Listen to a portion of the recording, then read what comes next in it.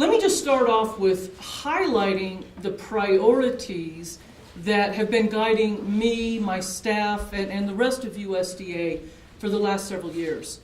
I'm really thrilled to be working with Secretary Tom Vilsack because as the current Secretary of Ag, he came in with a really broad-based and rather innovative vision of what USDA ought to be focused on. And it wasn't just delivering the programs the same old way we always had. And what's particularly exciting about it is when you look at this list, it is perfect for California. And even more so, it is perfect for the Sierra. These are the items that you have opportunity in and where we can be working. So as I go forward, what I'm going to do is bring up some large concepts. I radically changed this PowerPoint after last night's speaker because I thought she was quite powerful, and particularly her message about the importance of a story. So I'm going to attempt to use a couple stories on a couple large concepts and then ask you to start jotting yours down. So first of all, a big concept. Let's embrace the free market. And you may think, well, of course, we already do that. No, actually, we haven't embraced the free market for about 50 years in this country. Since about the 50s or 60s, thanks to the Chicago School of Economics and subsequent laws and other things that evolved, we've embraced a form of corporate capitalism that has nothing to do with what Adam Smith originally described as the free market. Something that recognized the importance of land and labor and capital as three equally important constituent elements, not just capital alone. In other words, I think I question frequently, why on earth are we letting Wall Street rule our country? You know, it's a huge question. And again, I love using this Adam Smith quote with the hardcore capitalists because they're sure that they're on the right answer, the finance folks in Wall Street. Instead, what we're trying to do now is get back to that. And you've heard a lot of ways of describing this in recent years. The 3 E's, environment, economy, equity. Hard to describe equity to a lot of folks. I actually prefer the 3 P's myself. People, planet, and prosperity. And you'll notice that's not profit, it's prosperity. It's the idea that all of us can be prosperous together. This is something we're working on very deeply at USDA with community economic development as a new framework for how we are trying to interact with the community and deliver our programs. And we're not alone. This triple bottom line type of thinking is something that you're seeing a lot of partners now collaborating on. In fact, thanks to work from folks like Steve Frisch and the Sierra Business Council and others, it is one of the key guiding lights of the California State Economic Summit for the last 3 years. And really, folks like Steve, the Business Council, other partners that are to be commended for making that the guiding framework for the State Economic Summit. It could have easily not been. We've seen that in the past all too often. So there's opportunity here. And I'm going to suggest that if we move forward into the free market, we've got to start playing the game a little different too. We don't have to do it the way it's been done for 20, 30, 40 years. One of the first things we need to do is you need to go out there and really identify what is happening in your region. I remember this is from a couple of years ago in the Eastern Sierras, and there were a lot of folks over there that were very, very surprised by this bubble chart. They were a little bit surprised at where they were seeing, well, first of all, that growth in manufacturing. I had a lot of people over there like, what's that? Who's manufacturing? Why? Where is it? I didn't know that was there. Well, it's huge. It's the fastest growing segment. Business professional services. The leisure hospitality isn't growing very fast, but when you look at the size of it for the region, it's a huge factor, as is obviously government. Now, maybe we don't like to admit that, but government's a pretty big player in some regions. Once you know where your opportunities are, you can start making sure that our finite dollars are invested in the infrastructure that supports them, in the workforce training to fill the jobs that are there, and in everything else that makes this happen. Research, development. It's really crucial to know what is really the lay of the land. Not what it was 20 years ago, 30 years ago, not what we wish it was, but what is it really? What is it really? And then once we do that, we can start seeing even more opportunities. I want to throw out one that I am particularly excited about just in the last few months. I got a briefing about 3 months ago from the Forest Research Laboratory of U.S. Forest Service about this new technology, cellulosic nanomaterials, or I'm just going to call them nanofibers for the rest of this. They have figured out in the lab how to break down woody biomass into smaller and smaller and smaller and smaller and smaller pieces. And those little pieces over there in the bottom left, I think something like a thousand of them is about the thickness of a piece of paper. These are nanofibers. And what's beautiful about them, you add them to almost anything, it makes it stronger and lighter. Metal products, airplane auto components, Kevlar. I was at a meeting up in Siskiyou County a couple weeks ago where they actually are looking at the possibility of siting a manufacturing plant to make Kevlar vests out of biomass. Right now, as we speak in Afghanistan, they are lining tents with this material. It stops a bullet. Ford Motor Company is in final proof of concept utilizing biomass created body parts. And cement. Think about reinforced cement that is stronger and lighter. The savings in transportation alone for cement-based products would be unbelievable, let alone what it would allow architects and engineers to start doing in their design work. This is huge. You look at these CNC, the tensile strength of them is stronger than carbon fiber, steel, or Kevlar. That's why they're so attractive. Oh, I'm sorry. A sheet of paper is 100,000 nanometers thick. I was off by a digit there. And look what the potential effect is on the economy. You know what wood pellets and ethanol and some of those work. Cellulosic nanocrystals. 1350, $1,350 per ton. I mean, that could really start changing some economic development activities and opportunities up here. And we need that. And the good news is it's out there already in proof of concept. We're moving forward with it. So what I want to do right now, before I jump into the next, one more. This is part of a larger initiative around bio-based products that we're looking at. Over 300 California firms right now are doing bio-based products.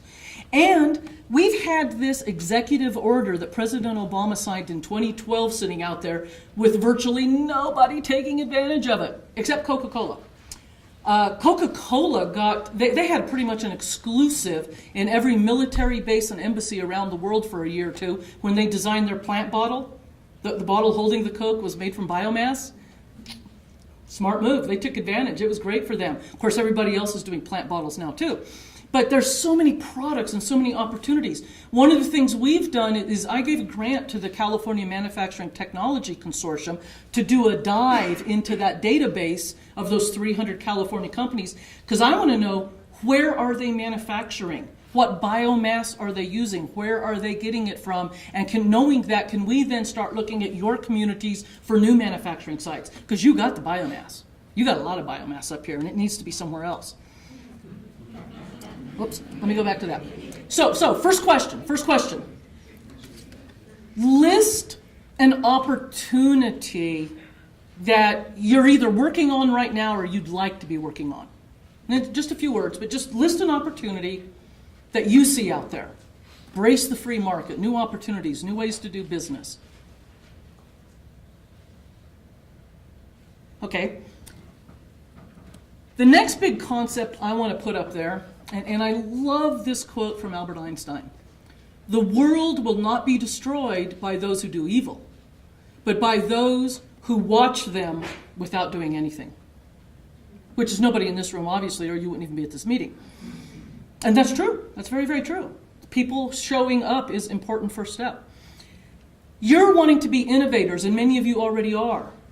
Innovators, one of the key things is to clear away those organizational roadblocks that constrain creativity. And it unleashes so much energy and passion when you do that. One of the things we've been working on, and by we I do mean quite a few in the audience as well, is getting working landscapes recognized as a key piece of the California economy. A major roadblock that's been driving me crazy for the last 3 or 4 years when I'm dealing with the financial sector, with our state legislators, with our urban folks, and frankly, with way too many of our economic development professionals. They don't see rural. They don't see it. Everybody wants to be Silicon Valley. How many Silicon Valleys can we have around this state, let alone other states? And look at those numbers. This is from a report we got out of the California community colleges. Right now, this is, I think, 2013 numbers. Yeah, 2013. 1.2 million jobs in California are directly tied to working landscapes. And actually, that number and that direct sales is probably low, because in this report, they didn't give near the credit to recreation and tourism that's happening out here in our rural landscapes as I think they should have, by quite a bit, frankly. But even so, that's a lot of jobs. And that 318 billion kind of lowball number, you use a pretty conservative multiplier with that. You're basically talking that working landscapes in California are almost $1 trillion of the state's economy. Wow. And the potential for 272,000 jobs in the next 5 years. And we're not talking poor paying jobs. Most of these jobs are averaging about $23-24 an hour. These are head of household good jobs. But we got to aggressively go after these. We can't just talk about it. One of the things we're doing is we're looking at opportunities for ecosystem services. You've heard that mentioned several times. We all know that if the watersheds up here in the Sierras and the Cascades were healthy, if those forests were functioning the way they were meant to be, the way Mother Nature would actually have them function, they could be producing 10 to 20% more water. And these mountains, these upper forest watersheds, produce 2/3 of the water for the state of California, as well as a humongous percentage for Nevada. I hadn't worked on that number before, but glad to know it. But just for California, 2/3 of the water. Can you imagine this year if we had 10 to 20% more water? So how are we going to get that, though? Part of it is making that understanding of the linkage. That's why that number we had up there earlier, these numbers here, that's why they're so important, because they capture the attention and the imagination of folks sitting over in the financial district in San Francisco and in Sacramento in the state capital. We've got to get them to understand these. What are we going to do, though? We're trying to figure out how to make these forests healthier. It's going to take a concerted effort. I mentioned the bio-based products earlier. Good, healthy economic development around bio-based products is going to help, and we need it. Right now, according to the Forest Service, we need to be treating about 500,000 acres per year to simply keep even. And frankly, even is not very good. We got a bad situation out there. So to simply keep bad and not get worse, we need to be treating 500,000 acres a year, and we're doing about 1/10 of that. There's not going to be additional federal or state money. It's just not going to happen. We all know that. But if we can figure out those bio-based products, the opportunities, that's going to help. It's probably not quite enough all by itself, but we start layering on top of that cap and trade, and we figure out how to monetize that water. And that's something that several folks, myself and many others, are working on right now. We're trying to figure out how can we, beyond the shadow of a doubt, quantify exactly how much water is reclaimed, and reclaimed is the right word, reclaimed from a particular forest watershed due to forest health activities, and be able to actually capture that via a public trust body. I personally am thinking like a public benefit corporation, environmentalists, farmers, cities, whomever, sitting on there. Give some of that water to the environment right away. The rest of it, sell it. Be able to sell it. And yeah, I know water rights, they're a big issue. But if you do this right, I think you can get past that. Sell that and use that money to only do the forest health work that creates the water in the first place. You've got a direct nexus, which is why I think we can deal with the water rights issues, and why I'm using the word reclaimed very seriously too. And I think we've got a potential solution to how we get that working, the quantification. And it's Lawrence Livermore National Laboratories, sitting right here, downhill from y'all. I signed an MOU with them a couple years to start seeing how we could start working together on a variety of ag technology initiatives. And what we recognized as we were unfolding our work, they've got the capability to absolutely quantify that right now. Between the satellite imagery, the super secret stuff they have access to from the Department of Defense, their own super secret stuff, their supercomputers, the technology they've got in place, they actually could be doing it right now. Not cheaply, but they could be doing it. And they don't have a dog in the fight. I don't think anybody hates them particularly, well, except the anti-nuclear folks, but we're not talking nukes here, we're talking forest health. They could be the answer to actually figuring out how to make that kind of closed loop work.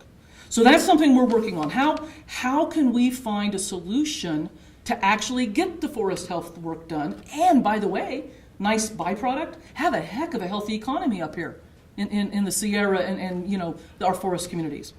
Which brings me to my second question. So get your pen ready.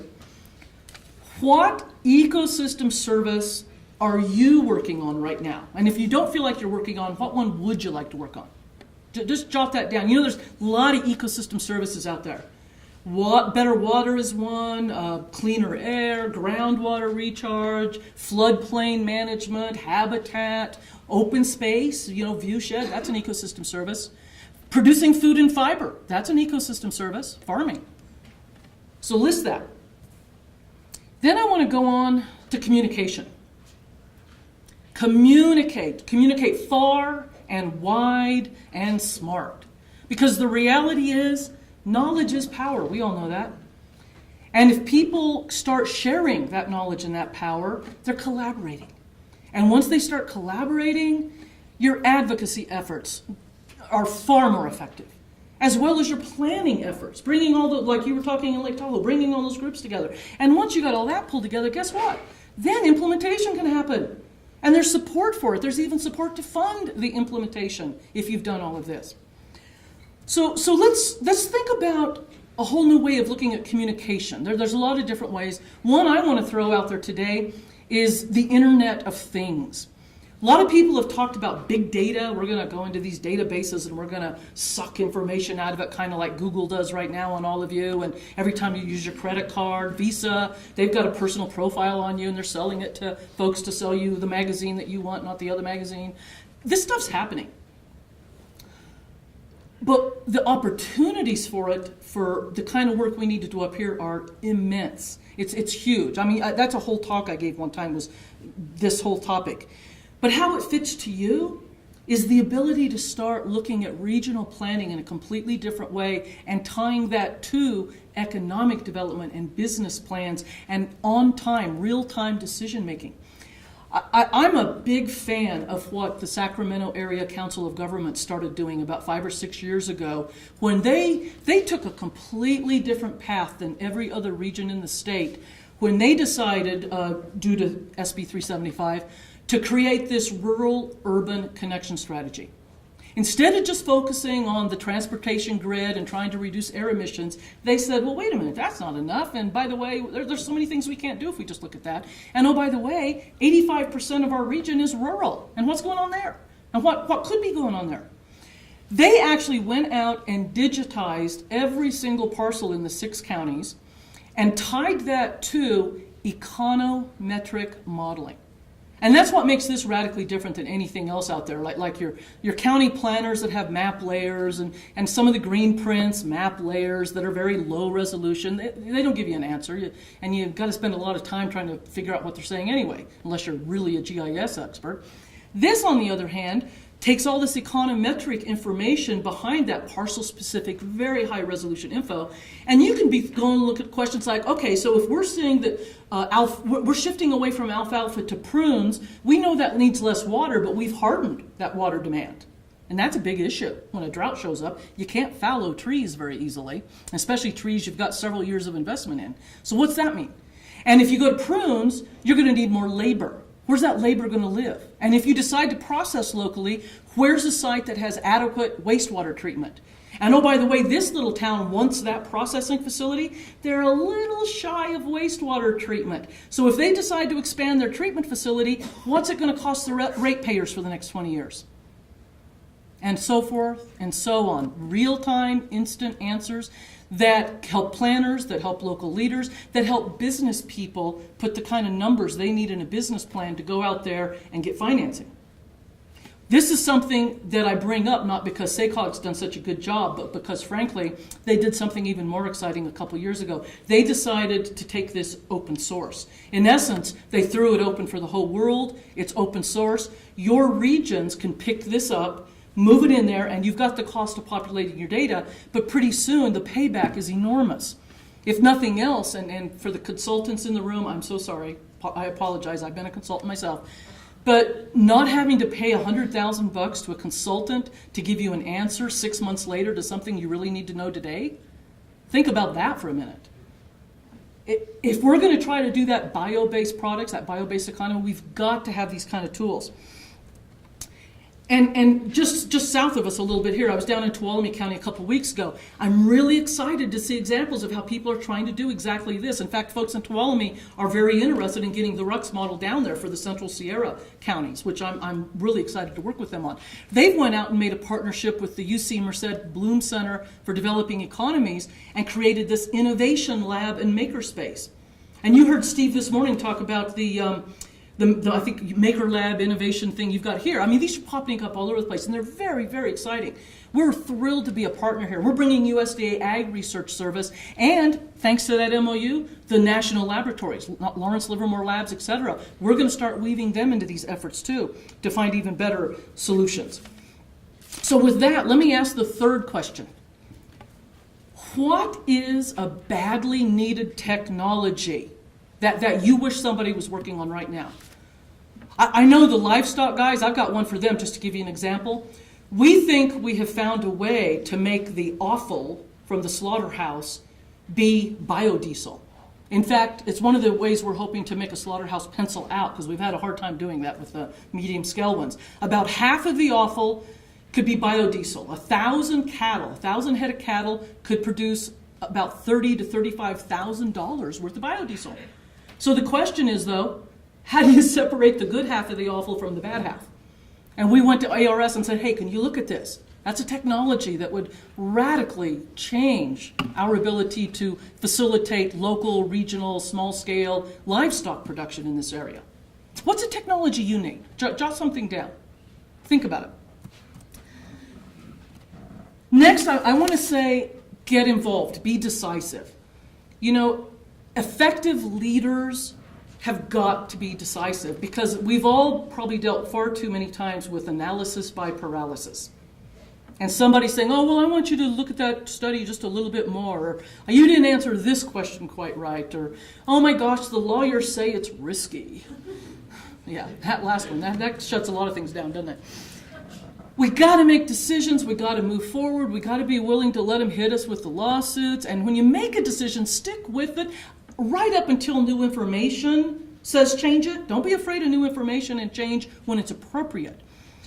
So as we look at that, one thing I've been working on with a lot of folks is trying to figure out how we can really change economic development and bring together the disparate elements to work together. We've had far too much of stovepiping between workforces doing their thing and economic development's doing their thing, and the financing folks are over here, and the researchers are researching stuff that have nothing to do to help you, and so forth and so on. And the policy and the regs, they don't jive. We got to start bringing this all together. Look at how the clusters are, what's missing in the value chains. What's the goods movement that's going to make this work? Is the infrastructure there? Is the trained workforce there?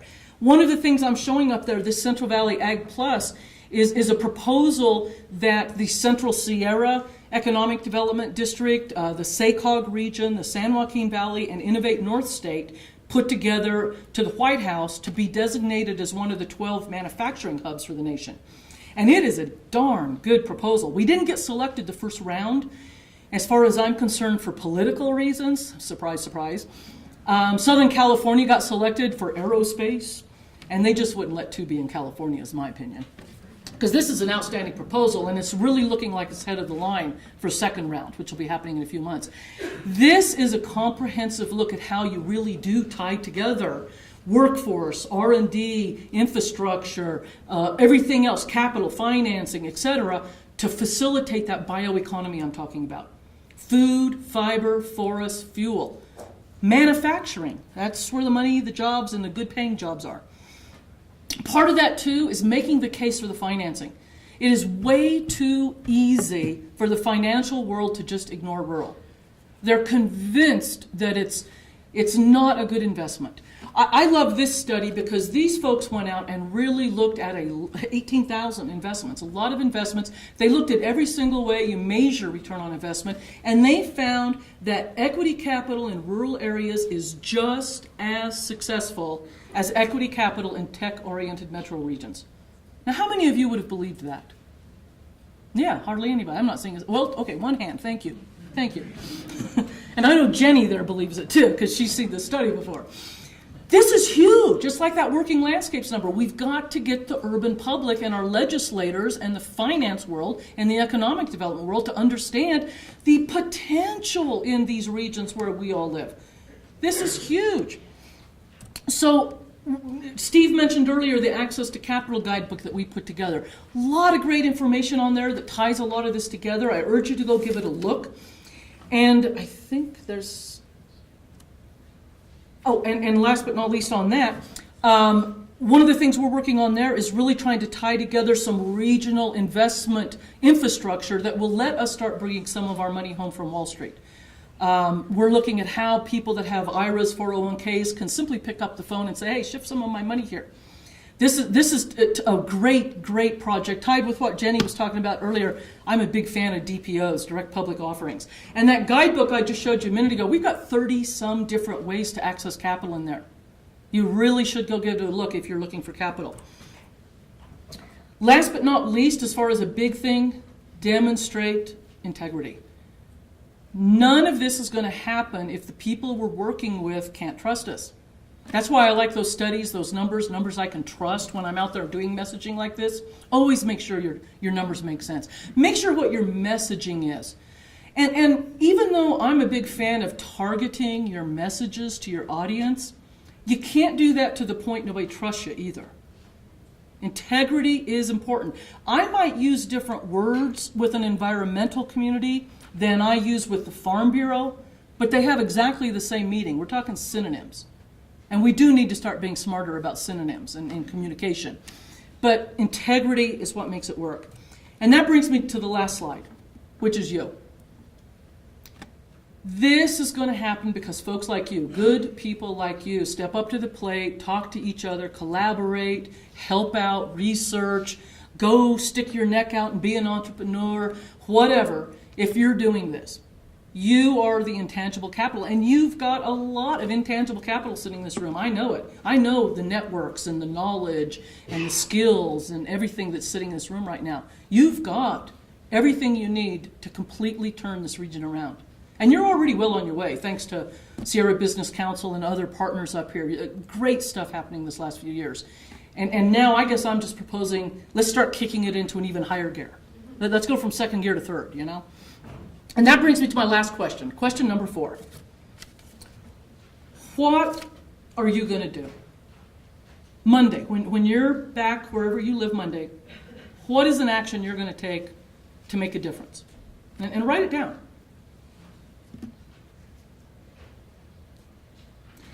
And with that, I'm going to close out my prepared remarks with a reminder that at USDA, Rural Development, myself, my staff, our partners, we are excited to work with you on this. The opportunities up here are so exciting. So I really look forward to working with you on this. And we're going to spend the rest of our time going over some of your answers and maybe finding a few new ways to work together. So thank you.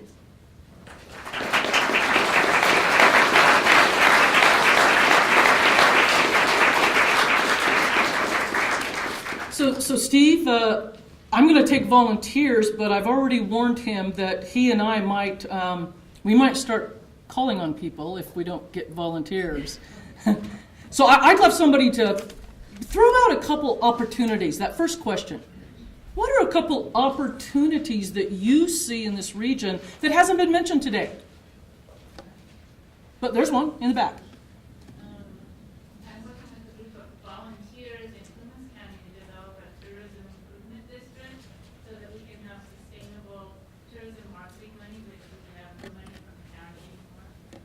A tourism improvement district. Have you talked to Mammoth Lakes? Yeah. Mammoth, in the room? You need to talk to each other. There you go. We're just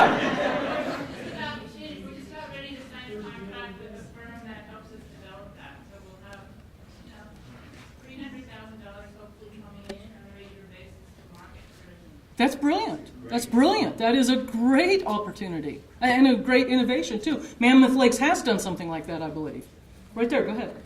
Yes, I want to respond from 12 County. The buzz you generated is still going on, and so I want to thank you for that.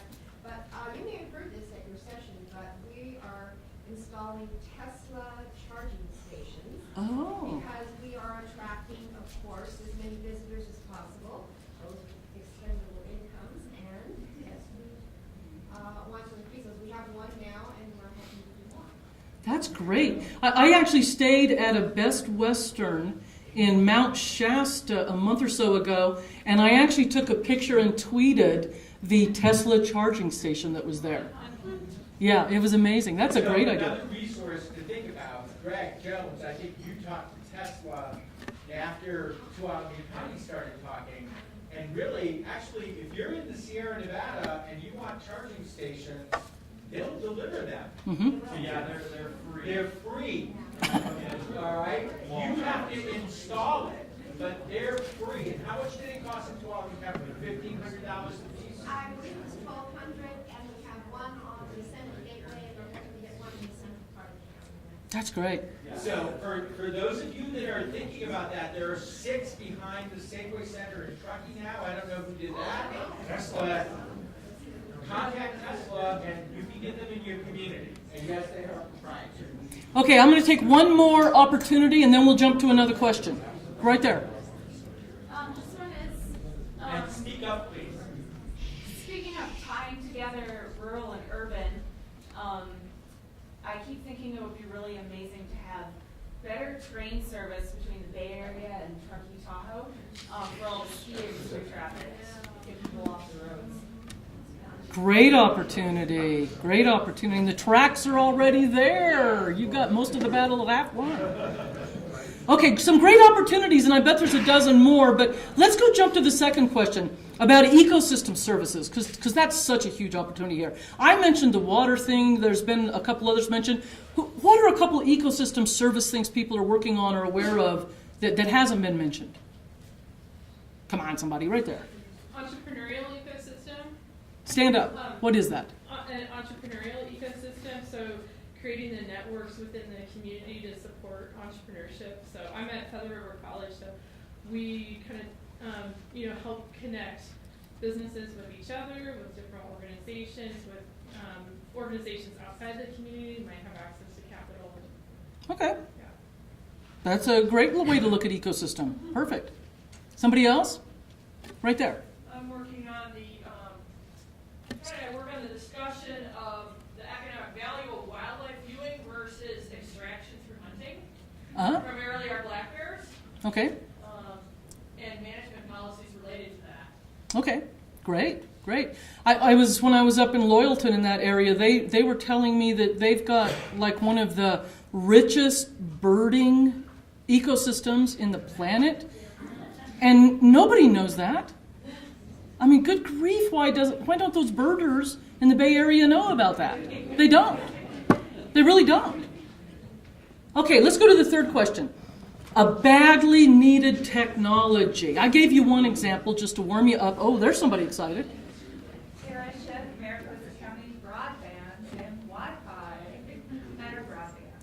Okay, that's a badly needed technology. You're absolutely right. But it's crucial for economic development. It absolutely is. I was so excited about what Digital 395 has done over here in the Eastern Sierras. We're encouraging folks to look at that as a model for expanded broadband and wireless in other regions. Another technology, some research maybe that's needed. Right there. Fractured rock hydrology. Okay, so you want better ways to do that, maybe cleaner ways. No. No? We need to know what it is. Oh, you just want to understand it. We don't have the information. Okay, fair enough. That's some research that's needed. Good. Last but not least, because I'm definitely running out of time here. In fact, I'm just about over it. A couple people, jump up and say what you're going to do Monday. Inspire us. Come on. Someone's doing something Monday, come on.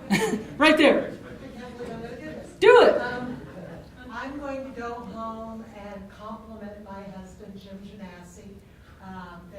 Our family was one of the first, thanks to Stephen Sierra Business Council, the land trusts, conservation easements in Sierra Valley. And my husband is truly a steward of the land.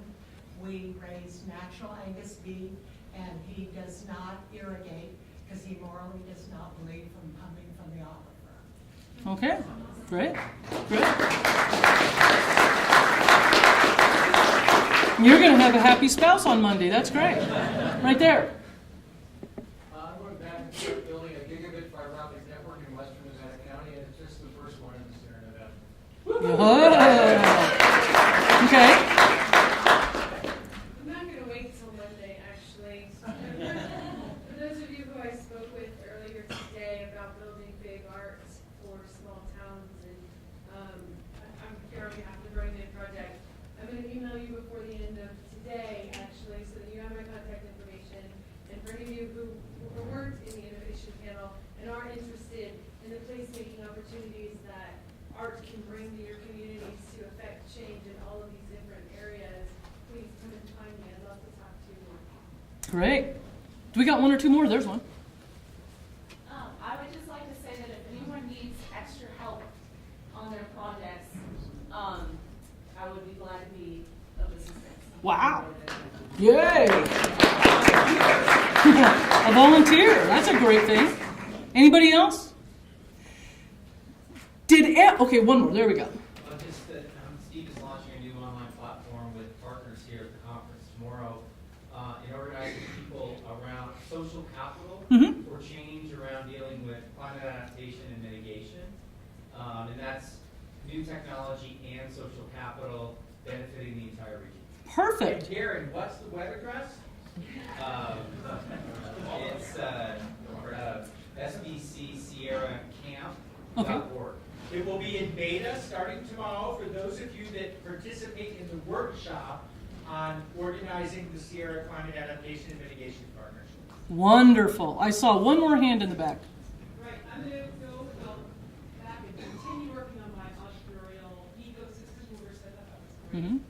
And as you know, we got the new SVDC, and there's so many people in the room who've already had conversations to just really get all those pots of money and effort aligned together, because it's just much more powerful as a region. So don't leave without talking to me if you want to be involved.